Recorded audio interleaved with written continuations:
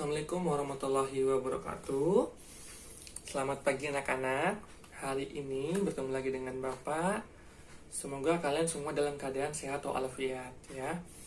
Pada pelajaran yang kedua ini tentang pendidikan lingkungan hidup, ada beberapa yang ingin Bapak sampaikan. Pada pertemuan awal, Bapak telah menyampaikan sedikit pembukaan jenis-jenis hewan yang ada di aliran Sungai Mahakam. Contohnya ada pesut, ada burung enggang, ada bekantan, ada beruang madu. Ya, pada pertemuan yang kedua ini, Bapak akan menjelaskan apa sih pengertian dari pendidikan lingkungan hidup. Lalu Bapak juga akan menjelaskan flora dan fauna yang ada di Kalimantan.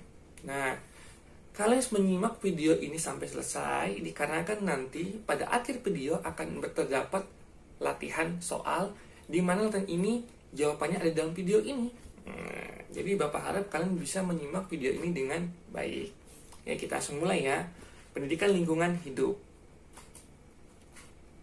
Pengertian pendidikan lingkungan hidup. Menurut UNESCO, ya, pendidikan lingkungan hidup adalah salah satu proses. Ya, ini bisa dilihat di sini. Yang bisa kalian lihat.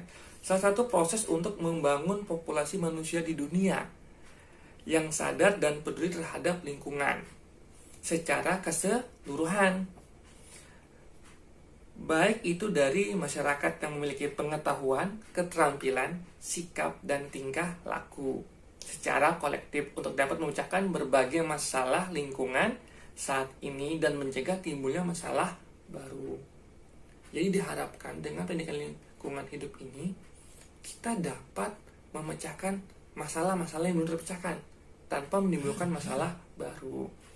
Sedangkan menurut Mustafa, ya, pendidikan lingkungan hidup adalah program pendidikan untuk membina anak didik agar memiliki pengertian, kesadaran, sikap dan perilaku yang rasional, serta bertanggung jawab terhadap alam dan terlaksananya pembangunan yang berkelanjutan. Itulah pengertian dari pendidikan lingkungan hidup anak-anak.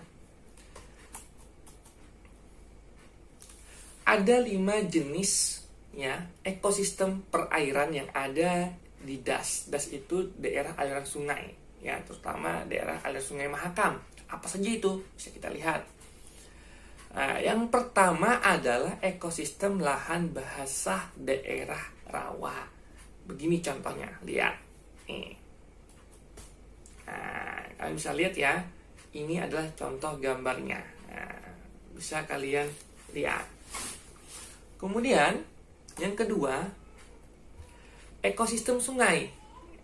Sungai kalian bisa melihat kan, sungai di sana-sana juga ada Sungai Mahakam. Kalian bisa tahu, sungai tawar yang mengalir dari hulu ke hilir. Ya, nah ini contoh sungainya. Ini hanya analogi saja, ini hanya contoh aja ya, gambarnya ya. Lalu yang ketiga adalah ekosistem hutan. Nah, seperti ini gambarnya. Lalu yang keempat adalah ekosistem danau. Ekosistem yang terbentuk melalui berbagai cara. Karena misalnya tanah longsor, galian tambang, atau tikungan sungai-sungai besar yang terputus. Jadi danau ini ya ada genangan air lah yang tersimpan ya. Dia tidak mengalir. Misalnya bekas tambang nih, batu bara, habis gali tidak ditutup. Misalnya ada air hujan dan lain akan menjadi genangan dan menjadi danau. Ya, di sana-sana banyak contohnya. Nah, ini contoh danau, ya bisa kalian lihat. Ini sekilas seperti Danau Toba ya, tapi saya tidak tahu ini danau apa, di mana. Ini contoh danau, dia tidak mengalir. Lalu yang kelima, ekosistem rawa. Kawasan selalu tergenang air dan tertutup vegetasi ya. Nah, ini contohnya tuh ada jaring-jaring makan di sistem rawa. Air tawar ini termasuk ada jaring-jaringnya. Nih, Bapak dapat contoh gambarnya seperti itu. Setelah itu, di sini Bapak juga akan menjelaskan contoh jenis hewan mamalia, aves dan reptilia yang ada di Sungai Mahakam. Kalau kemarin kan mamalianya ikan pesut, Pak. Nah, ikan pesut itu ciri khas Kalimantan. Selain ikan pesut apa lagi? Kita coba lihat. Nah, mamalia contohnya bekantan. Nih, bekantan, lihat nih di sini nih.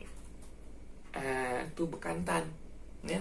Hidungnya mancung panjang ciri-cirinya, ya, atau bisa dibilang bule ya, zaman dulu. Ini sering ada di pinggir sungai kalau kita sering pagi-pagi nih.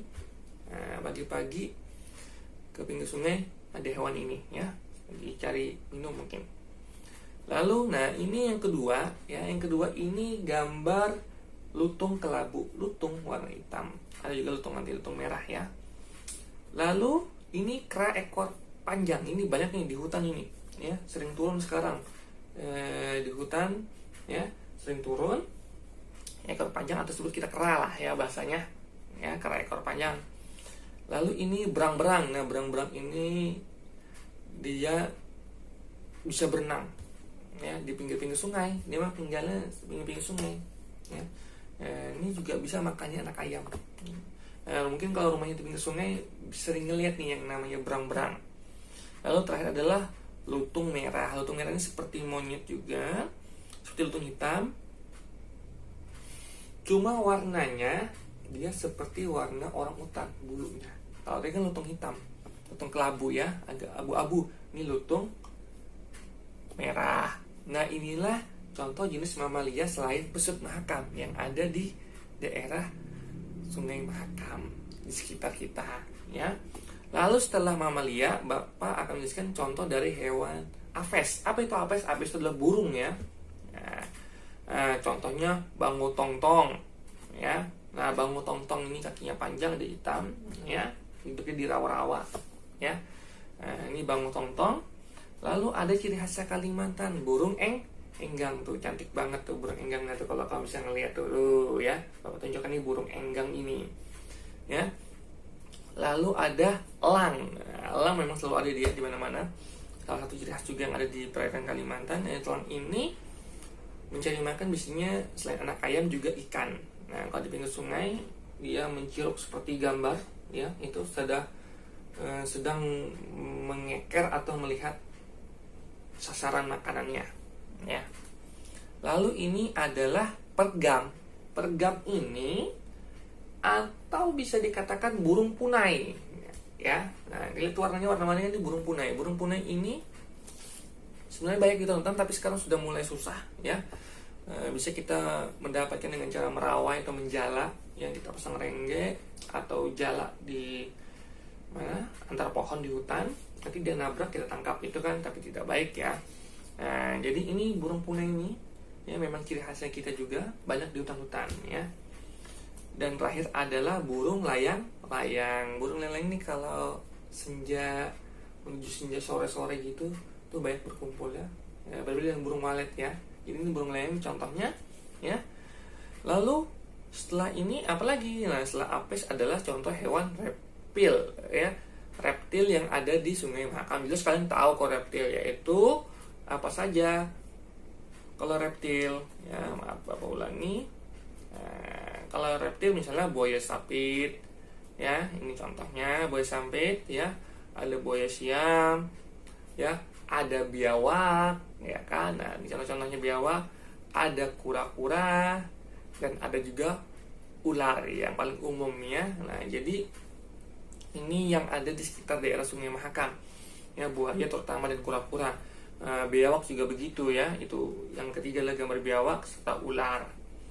Setelah fauna yang Bapak jelaskan, maka ada flora. Nah, kita lihat beberapa jenis flora yang paling khas di Kalimantan. Biasanya kan pasti kalian tahu tuh, oh paling khas Pak flora tumbuhan itu adalah anggrek. Nah, selain anggrek apa lagi, ya? Nah, ternyata selain anggrek adalah durian. Durian ini juga ciri khasnya Kalimantan. Ada juga yang sejenis durian, apa namanya? Elai, ya. Bapak tidak bisa nyatakan elai itu dia berwarna orange, tapi dia juga berduri-duri seperti durian, ya. Tapi baunya tidak seharum durian, ya. Lalu ini ada juga bunga bangkai, ya, seperti gambar itu ada bunga bangkai. Ini kalau dia lagi mekar akan mengeluarkan aroma bau yang kurang sedap seperti bau bangkai, makanya namanya bunga bangkai. Lalu juga ada contohnya kantong semar. Kantong semar ini di hutan-hutan kita banyak, ya. Kenapa disebut kantong semar? Ini dia menampung air. Nah, itu banyak serangga tuh yang banyak gitu, karena misalnya hujan nih, Nah, nanti airnya masuk di kantongnya, makanya namanya kantong kan. Dia punya kantong. Nah ini biasanya kalau kita di hutan lagi kehausan, ada ketemu kantong semar, bisa kita minum airnya, ya. Lalu juga ada anggrek, ya.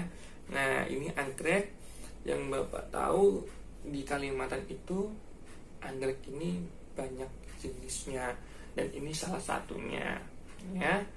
Oke. Nah, mungkin itu saja yang bisa Bapak jelaskan ya secara singkat. Semoga kalian bisa paham isinya ya. Nah, setelah ini ada latihan. Bapak berpesan tetap jaga kesehatan, jaga kebersihan, ikuti protokol yang ada ya. Ikuti protokol yang ada.